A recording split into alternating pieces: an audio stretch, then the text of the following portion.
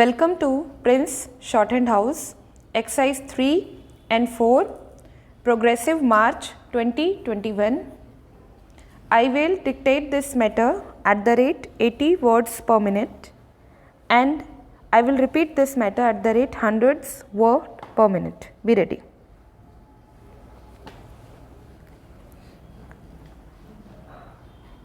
Start. We need to reform the industry. Broadly speaking, every industry and industrialist is entitled to grow to their fullest potential, but without recourse to unethical practices or evasions of dues to the state. We need to also reform the mentality of the common citizen. He must realize the imperatives of hard work, quality work and discipline.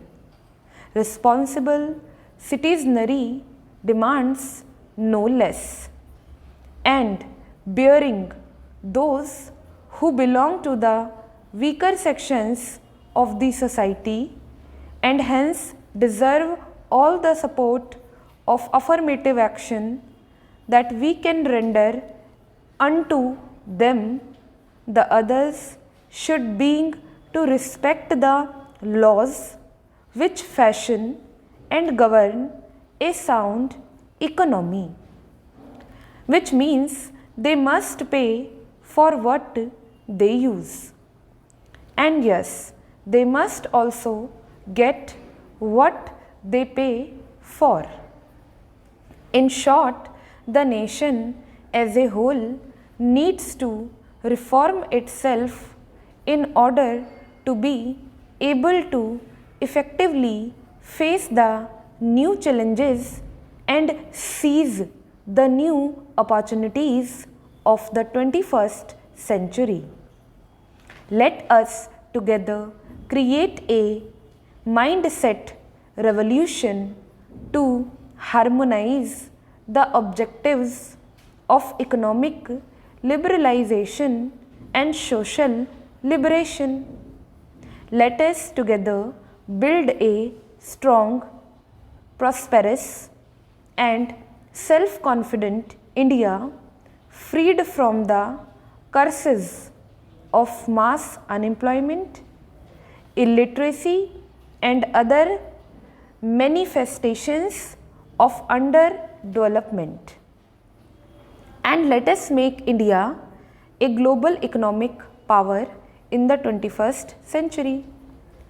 The key to translating this vision into reality is growth with employment and equity.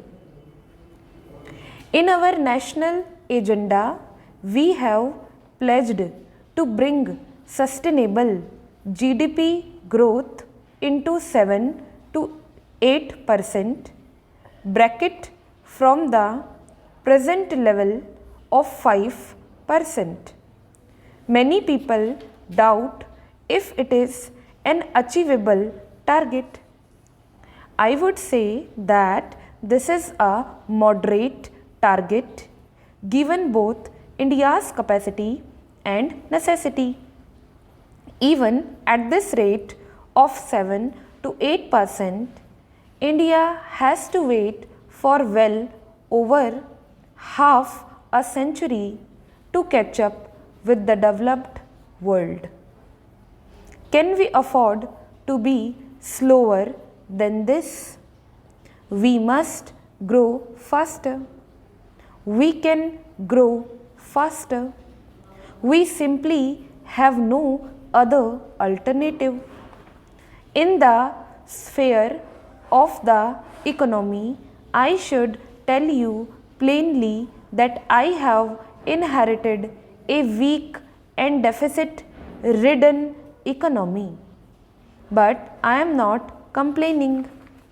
My job is not to harp on the past but to look to the future, not to complain but to lead. Shri Kumar has rightly talked about the need to rebuild confidence and morale of industry. He has especially highlighted the issue of bringing back decision making to the fore. Para. I would like to utilize this occasion to tell you and the nation what my government will do in the next 3 months. All of us are legitimately concerned about the prolonged downturn in the economy. Industry especially is looking to the government to take necessary steps to kick start the economy. This is no doubt dictated by the objective of faster economic growth, but it is also necessitated by my own government's stated goal of creating at least 10 million new jobs each year in the economy.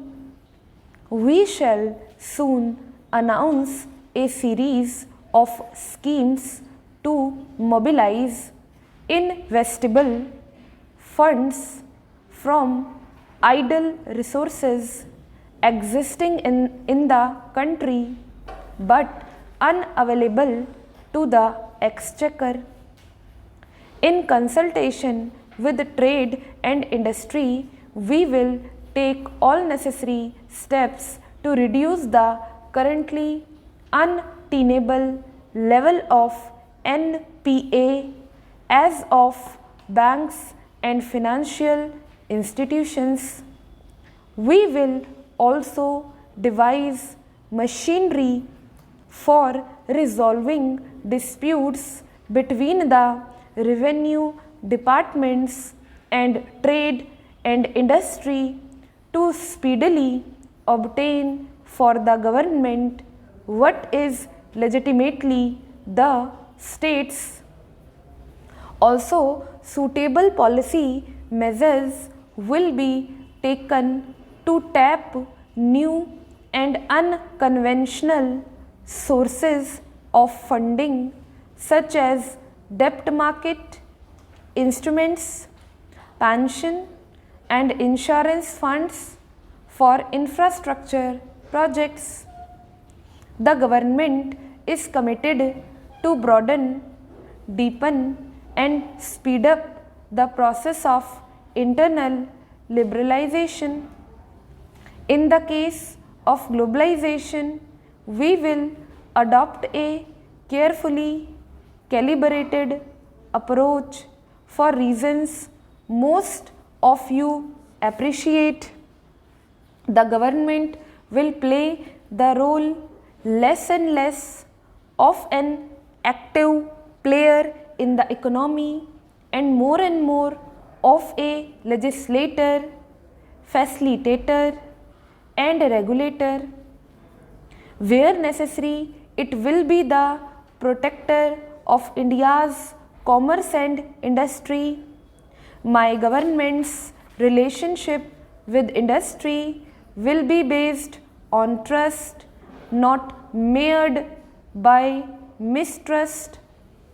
I come from a political tradition that does not look upon commerce and industry with suspicion. When it was conventional political expediency to decree entrepreneurship, we championed their cause. As a government, we will do more. As a concrete proof of this approach, we will soon appoint a commission to comprehensively review in a short time frame all the administrative laws, rules and regulations governing industry and trade. Such of them which have outlived their utility will be either totally scrapped or radically simplified. With this move, we aim to enable Indian entrepreneurs, small, medium, or big, to create more wealth for themselves and the nation. The Companies Act will be drastically overhauled. The Foreign Exchange Regulation Act will be replaced with a legislation consistent with the current needs. We will ensure that crucial government orders are not passed without first ascertaining their consequences on domestic industry. Many of the problems faced by industry are at the state and local levels. As such, now stop. Repeat. We need to reform the industry. Broadly speaking, every industry and industrialist is entitled to grow to their fullest potential, but without recourse to unethical practices or evasions of dues to the state. We need to also reform the mentality of the common citizen. He must realize the imperatives of hard work, quality work, and discipline. Responsible citizenry demands no less. And bearing those who belong to the weaker sections of the society and hence deserve all the support of affirmative action that we can render unto them, the others should begin to respect the laws which fashion and govern a sound economy, which means they must pay for what they use, and yes, they must also get what they pay for. In short, the nation as a whole needs to reform itself in order to be able to effectively face the new challenges and seize the new opportunities of the 21st century. Let us together create a mindset revolution to harmonize the objectives of economic liberalization and social liberation. Let us together build a strong, prosperous, and self-confident India freed from the curses of mass unemployment, illiteracy, and other manifestations of underdevelopment. And let us make India a global economic power in the 21st century. The key to translating this vision into reality is growth, growth with employment and equity. In our national agenda, we have pledged to bring sustainable GDP growth into 7 to 8% bracket from the present level of 5%. Many people doubt if it is an unachievable target. I would say that this is a moderate target given both India's capacity and necessity. Even at this rate of 7 to 8%, India has to wait for well over half a century to catch up with the developed world. Can we afford to be slower than this? We must grow faster. We can grow faster. We simply have no other alternative. In the sphere of the economy, I should tell you plainly that I have inherited a weak and deficit-ridden economy. But I am not complaining. My job is not to harp on the past but to look to the future, not to complain but to lead. Shri Kumar has rightly talked about the need to rebuild confidence and morale of industry. He has especially highlighted the issue of bringing back decision making to the fore. I would like to utilize this occasion to tell you and the nation what my government will do in the next 3 months. All of us are legitimately concerned about the prolonged downturn in the economy. Industry, especially, is looking to the government to take necessary steps to kick start the economy. This is no doubt dictated by the objective of faster economic growth, but it is also necessitated by my own government's stated goal of creating at least 10 million new jobs each year in the economy. We shall soon announce a series of schemes to mobilize investable funds from idle resources existing in the country but unavailable to the exchequer. In consultation with trade and industry, we will take all necessary steps to reduce the currently untenable level of NPA as of banks and financial institutions. We will also devise machinery for resolving disputes between the revenue departments and trade and industry to speedily obtain for the government what is legitimately the state's.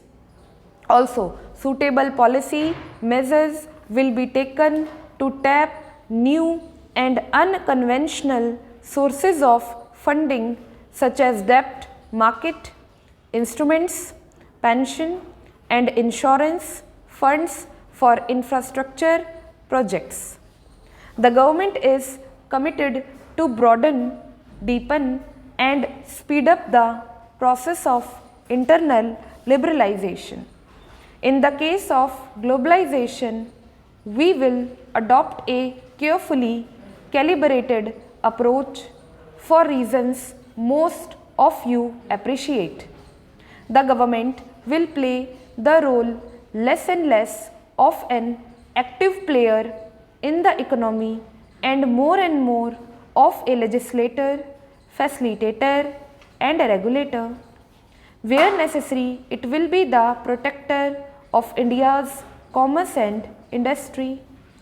My government's relationship with industry will be based on trust, not marred by mistrust. I come from a political tradition that does not look upon commerce and industry with suspicion. When it was conventional political expediency to decree entrepreneurship, we championed their cause. As a government, we will do more. As a concrete proof of this approach, we will soon appoint a commission to comprehensively review in a short time frame all the administrative laws, rules and regulations governing industry and trade. Such of them which have outlived their utility will be either totally scrapped or radically simplified. With this move, we aim to enable Indian entrepreneurs, small, medium or big, to create more wealth for themselves and the nation. The Complaints Act will be drastically overhauled. The Foreign Exchange Regulation Act will be replaced with a legislation consistent with the current needs. We will ensure that crucial government orders are not passed without first ascertaining their consequences on domestic industry. Many of the problems faced by industry are at the state and local levels as such. Now, stop.